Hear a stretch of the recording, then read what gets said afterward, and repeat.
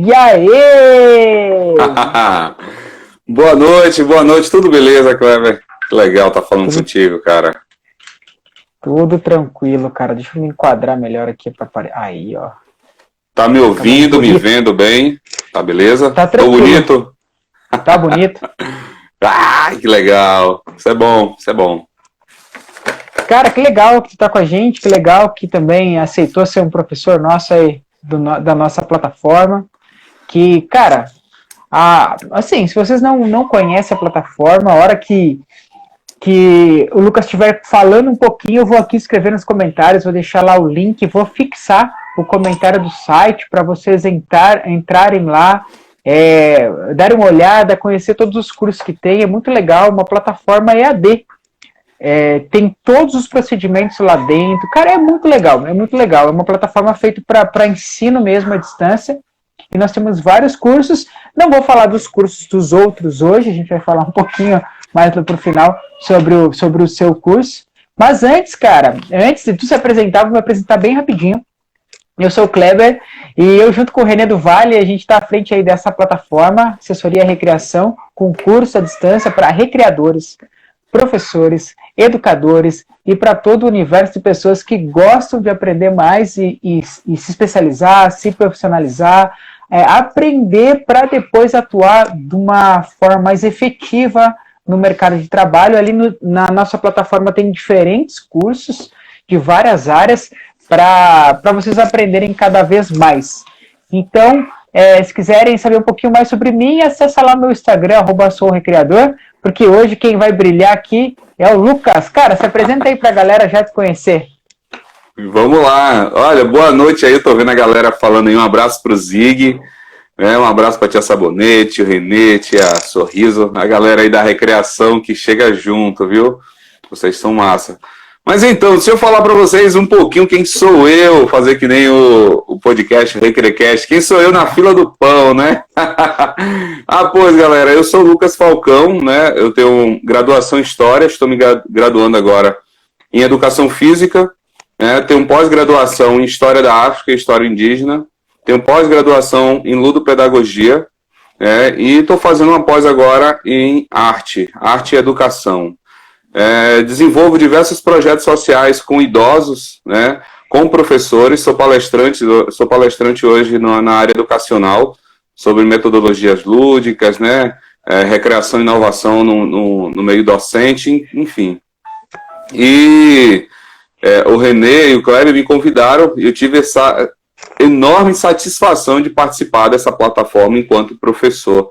E você que ainda não conhece, dá um pulinho, conheça. Existem diversos cursos e eu venho trazer para vocês o curso Brincar como Mediador para o desenvolvimento de habilidades socioemocionais. E você que ainda não sabe, né? Acredito que essa live vai ficar salva, correto, Kleber? Isso. Vai ficar salva e eu aposto que vocês vão gostar muito. O Kleber colocou aqui o site, né? É uma plataforma muito bem feita, muito legal, sabe? Chama muito a atenção de quem chega. Pra gente mesmo, enquanto professor, ela é muito acessível, muito fácil de lidar. E o material que eu trago para vocês é um material que vem falar um pouquinho sobre essa função do recreador, educador e do educador, né, recreador. O que está por trás da brincadeira, as habilidades que a gente adquire, as habilidades que a gente forma, seja nas crianças, ou seja, eu, enquanto professor, enquanto educador, quanto que eu posso mudar, mover o mundo por meio do brincar, né? E isso educa, né? Nós temos um projeto aqui na Fabrincantes que o nome é Brincar e Coisa Séria, e isso é uma das coisas que aqui na equipe Fabrincantes, a galera sabe muito bem o quanto que a gente leva a sério o nosso brincar, né? Sempre por trás tem alguma atividade, tem um conceito, tem uma abordagem pedagógica muito bacana, beleza? Cara, e essa prancha aí atrás? É uma prancha lá, não é? Cara, não é, velho. Não é uma prancha, é um espelho. Nossa, velho, parece daqui, cara. Que tava parece. Parece tá um vendo? biquinho amarelo da prancha lá. Tá vendo? Mas galera, então, aqui a gente tá ó. 1 hora da praia. Pois é. Vira e mexe, a gente dá um pulo lá. Galera, aproveita e já clica aí no coraçãozinho, dá um coraçãozinho pra gente, clica no aviãozinho, indica aí essa nossa live para várias pessoas, porque como ela vai ficar salva, a pessoa pode ir assistir depois. Então clica aí no aviãozinho, ó, já manda pra geral. Chama a galera. Sabe o que é legal, cara, quando a gente fala aí de habilidades, né, voltado para as crianças, e falar no brincar é coisa séria, a gente fica pensando, assim, vou fazer um paralelo agora enquanto tu falava, para a gente poder refletir. Tem pessoas que desenham, que elas fazem desenhos sensacionais, e parece que desenhar é um ato ao qual qualquer um pode fazer. Eu posso pegar meu caderno aqui e fazer um desenho bem simples, assim, ó. Vamos ver se dá para enxergar aqui. Ó o bonequinho aqui, ó, aquele de palito, né? De palito. Então, é um desenho. E aí tem gente que desenha... Caderno da mamãe, filha. Tem gente que desenha e desenha muito bem. E a gente vai lá e pede, cara, isso aí qualquer um faz, né? Eu vou lá e desenho também. Cara, faz um desenho para mim aí. Só que tem muita coisa por trás. Eu tenho um amigo, inclusive ele é aqui da igreja, do Bola de Neve, e ele, por um tempo, ele foi para Portugal. E lá ele estudou sobre desenho. Então ele fez, quase que, ele não se formou lá, porque depois ele veio para cá e fez fisioterapia. Mas é como se fosse uma faculdade de desenho. Então ele teve que estudar traços, estudar lápis, estudar um monte de coisa. Se eu falar, eu posso estar até errado no que eu falar. Mas ele estudou muita coisa para ele aprender a fazer desenhos legais. Então, esse desenho, ele cobra por esse desenho. Tem um valor esse desenho. Apesar de todo mundo saber desenhar, mas o desenho dele é diferente. É a mesma coisa nós da recreação. Todas as pessoas brincam, brincaram e vão brincar. Mas não quer dizer que todas elas têm o potencial ou têm as habilidades para brincar com outras pessoas. A gente tem que aprender muita coisa, faz faculdade ou não, estuda sobre a criança, estuda sobre, como a gente está falando agora sobre criança, né? Todas as áreas da criança, como se portar para com ela, como se portar para cada faixa etária. Tem um monte de coisa por trás. E às vezes as pessoas não dão valor para isso e pensam assim, cara, talvez não vale fazer um curso, não vale se especializar. Cara, vale muito, porque a gente aprende muita coisa.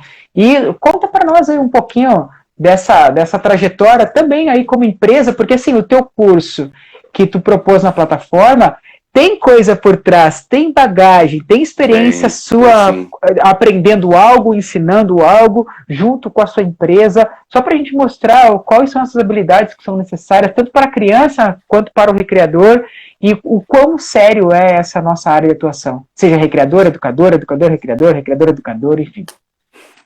Isso aí, cara. Olhe bem. A minha abordagem no curso, na plataforma, ela é bem direta no que se trata do quanto que você pode melhorar a sua atuação enquanto recreador, né? Enquanto você está na recreação e você se torna um educador ali naquele momento, certo? E isso é de uma importância muito grande quando você tem isso na sua mão, porque você tem o talento de chamar a atenção, né? A maioria dos recreadores tem esse talento. E quando você pega a abordagem pedagógica para aquele contexto, seja no aniversário, no acampamento, numa atividade interativa entre famílias, gente, isso é de uma sabedoria muito grande. E o curso, né? Ele vem apresentando alguns tópicos que revela para quem faz, para os alunos, né? A importância de prestar atenção em cada um dos detalhes dessa abordagem. Você trouxe um tema muito bacana, que é direcionar por faixa etária. Existem brincadeiras que a gente realiza desde crianças de 3 anos a idosos, mas, claro, a linguagem que eu vou utilizar ela tem que ser uma linguagem específica, né? Quando a gente trabalha com salas de aulas de diferentes faixas etárias, eu estou trabalhando ali com a educação infantil, Fundamental 1, Fundamental 2, ensino médio, faculdade. Para cada um deles existe um tipo de abordagem. E essa abordagem, ela é revelada ao ponto de que as pessoas exigem de você, profissional da área do lazer, da educação, um conhecimento maior. Um exemplo, eu vou falar com as crianças o que é o rapó que a gente realiza com eles? Não vou falar, mas um professor um recreador, ele precisa saber o que é o rapport. De que forma eu vou realizar uma brincadeira quebra-gelo para que as crianças se sintam à vontade em participar, né? Então, tudo isso faz parte desse planejamento recreativo educacional, né? Você está pensando, você vai fazer o briefing da sua festa, o briefing do seu evento, vai programar uma recreação para a sua sala de aula, principalmente agora, inclusive, Kleber, existem muitos profissionais da educação que estão de cabeça quente, sem saber o que fazer com a educação online, porque eles não têm ainda, não sabem palpar a respeito das metodologias lúdicas, metodologias ativas, que possa chamar a atenção dos seus alunos, né? E olha o que a Cris colocou, é engraçado que na atualidade os professores estão se desdobrando para ter conhecimento de animação, para passar conhecimento. Isso mesmo. Só para você ter noção, essa semana eu tenho um encontro com professores de Alagoas, né, que eles estavam lá e disseram, Lucas, eu preciso levar alguma coisa para que esses professores possam se mover. Eu disse, pô, que legal, pode contar comigo. Uma colega minha de São Luís, ela chegou, Lucas, você pode me ajudar com minha equipe? A gente quer fazer festa online, quer pensar as brincadeiras, né, adaptar as presenciais para que não tenha o contato, tudo pensado direitinho, pode contar. E dentro do curso a gente fala muito sobre essa questão dos conteúdos, né, que o lazer nos exige. Né? A gente não faz a recreação só por recrear, a gente não brinca só por brincar. Claro, há um prazer muito grande em fazer. Eu falo isso pessoalmente, eu tenho um prazer muito grande em estar ali brincando, levando o brincar. Mas, por trás de todos esses aspectos, exigem habilidades, né? Habilidades socioemocionais, habilidades recreativas, educacionais. Então é necessário que você que está assistindo aqui agora ou depois, pare para pesquisar um pouquinho, né? Nós temos diversas plataformas, eu indico totalmente a plataforma da assessoria educacional, porque é um material que eu conheço os outros professores também, são professores de um conhecimento muito rico, muito vasto, e digo a vocês que são conteúdos sérios, que com certeza darão subsídio para você recreador, você professor, você profissional do lazer, da educação, enfim, independente da sua área, mas que isso vai gerar um fruto muito significativo para a sua atividade. Galera, se alguém tiver alguma pergunta, tem aí o pontinho de interrogação, que é a caixinha de perguntas, pode fazer as perguntas para a gente responder, mas para o Lucas responder. Sabe, Lucas, o que é interessante? O que acontece... eu sou faixa preta de taekwondo. E como que funciona o ensinamento? Como que funcionava, né? Eu não vou generalizar. Mas na minha época era assim. Existia um mestre e ele ensinava algo para o seu aprendiz. Esse aprendiz aprendia, ele virava mestre e fazia os seus aprendizes. Mas ele continuava ensinando a mesma coisa. E aí ensinava e assim ia, só reproduzindo as informações. Funciona muito bem, porque a pessoa sabe que começa daquele jeito e vai dar certo porque começou daquele jeito. Mas ele não sabe o porquê. Por que começou daquele jeito? E por que é aquele jeito que começa e por que dá certo? Por que eu estou falando isso? Hoje, as pessoas elas são muito diferentes. E hoje as pessoas têm informação na palma da mão, no celular. E elas conseguem saber coisas que talvez a gente não saiba, porque a gente às vezes não estuda para tal. Então, eu vou pegar só a partezinha do rapport, né? Por que essa atividade X que eu faço sempre dá certo? Porque ela mexe com isso e aquilo. Mas eu posso mudar essa atividade e também mexer com isso e aquilo. Mas como eu não sei o que é o isso e o aquilo, eu continuo reproduzindo a mesma coisa. E aí pode ser que não dê certo em algum momento. E aí se não deu certo, eu não vou saber o que eu vou fazer. Por quê? Porque tudo que é medido, ele pode ser melhorado. E como que eu vou medir se eu nem sei para que serve? E é isso que falta muito. A gente sabe fazer e deu certo. Mas por que deu certo? Não sei. Eu só sei que deu certo. Só sei que foi assim. Lembra aquele filme que tem? Que é um filme bem legal, o Alto da Compadecida? Mas assim, não é assim que funciona. E se um dia um cliente seu, que é aquele cliente que vai conversar, que ele tem entendimento, que ele sabe das coisas, e ele te perguntar e tu não souber responder, é bem provável que ele não vai te contratar. porque você não Verdade. conseguiu trazer para ele qual que era a ideia principal, qual que é o objetivo, de que forma aplicado. Ele, então ele sabe o que ele está fazendo, eu vou contratar. É a mesma coisa um mecânico, cara. Que tipo de conteúdo você está atribuindo ao seu trabalho? Né? O mecânico é a mesma coisa. Eu tenho um mecânico de confiança porque eu não sei mexer no carro. Se ele falar que tem que trocar aquele carro e comprar um outro branco, eu vou comprar, porque eu não sei. Mas se eu souber um pouquinho, é que eu conheço, mas tem, às vezes, quando a gente está começando, a gente não conhece o mecânico. Ele fala que tem que trocar um monte de coisa, tu troca, mas nem é preciso. Mas tu sabe um pouquinho de carro e perguntar, cara, mas isso aqui, dele, opa, eu já sei que eu estou conversando. Mecânico, assim, outras áreas que tem. A gente tem que ter um conhecimento da nossa área, porque é o nosso ganha-pão, é onde a gente sustenta a nossa família, é o que a gente faz, sabe? Falta muito isso. Esse final de semana, Kleber, eu estava realizando uma recreação entre famílias em um hotel aqui, próximo aqui no Recôncavo Baiano, e eu notei que tudo que a gente falava com os pais, eles ficavam assim, observando como os filhos se remitiu àquela contação de história. Eu misturei brincadeira cantada com contação de história, com aquela música Árvore da Montanha, né? E aí, no final, o pai, assim, encantado com a atividade que rolou, né? Um monte de pais, todo mundo fez um círculo bem grande, porque estava todo mundo um longe do outro, fez um círculo bem grande, todo mundo prestando atenção. Nós, recreadores, se esgoelando para o som chegar para todo mundo, né? E aí, no final, ele colou ali junto, veio descendo, a gente foi para a área do restaurante. E ele, pô, que legal que você fez essa atividade. Minha filha prestou atenção de uma forma que eu nunca tinha percebido. Aí eu cheguei para ele e perguntei assim, você sabia que o faz de conta é só pra gente? Que ela não brinca de faz de conta? Para ela aquilo é realidade? Ela tá levando muito mais a sério aquela contação de história, aquela brincadeira do que você leva no seu trabalho. Do que você tem atenção nos detalhes do seu trabalho. E aí eu perguntei para ele de que área era o trabalho dele, ele disse, é da saúde. Eu disse, então, na saúde você não tem que prestar atenção em diversos pontos, ela presta já agora. E isso com certeza vai fazer a diferença lá no futuro, né? Não sei se foi você, Kleber. E se os pais entenderem isso, cara, os pais não brincam com criança. Sabe brincadeirinha?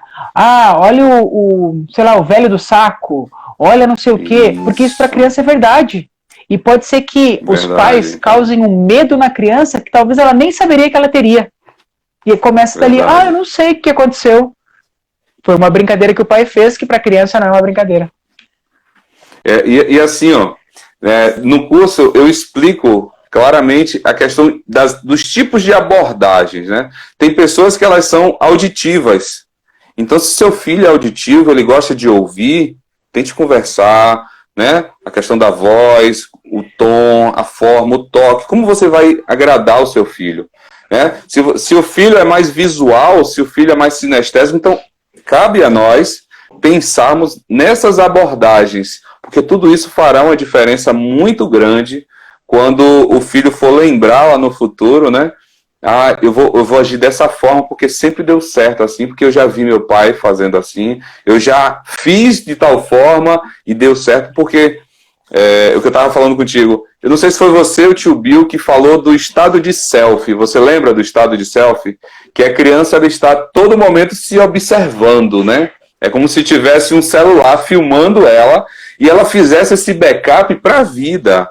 Como ela se manifesta diante de uma brincadeira, como ela se comporta diante de uma atividade competitiva, cooperativa, ao ver alguém passando fome, ao ver alguém passando necessidade, caindo, e você ou você levanta ou você dá risada. Como ela vai se manifestar? E a criança compreende esse mundo por meio das ideias, né, que ela nota dos pais, dos professores, das pessoas que estão circulando. E eu fico muito triste quando eu vejo um professor que ele não se preocupa em estudar metodologias, né, e abordagens que chamem a atenção do aluno, que coloque ele como um protagonista. Hoje nós temos a BNCC aí, que vem mostrando para os professores, né, e eu falo professores, mas indiretamente eu atinjo aqui os recreadores, porque trazem o aluno, trazem a criança, trazem esse estudante para ser o protagonista da sala de aula. Né? Vem mostrar para o professor que a comunidade que o aluno vive, ele conhece muito mais do que o próprio professor.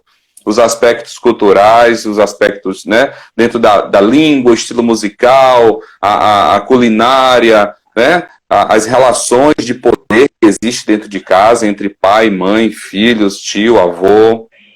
Então, tudo isso é muito importante para que a gente, né, profissional da educação e profissional do lazer, possamos fazer um briefing, possamos fazer um checklist, possamos planejar nossas ações, mas de uma forma mais assertiva. Cara, a gente como recreador ou como professor, nós temos um papel fundamental. A gente acaba sendo uma referência, na grande maioria das vezes, uma referência positiva. E a gente, às vezes, esquece que nós temos um papel fundamental em transformar a vida desse aluno ou desse participante para o futuro. Não é que a gente vai estar ali na festa durante 3 horas e talvez nunca mais vai ver aquela criança. Não, talvez essas 3 horas foram as horas definitivas, foi o momento que mudou a chave naquela criança.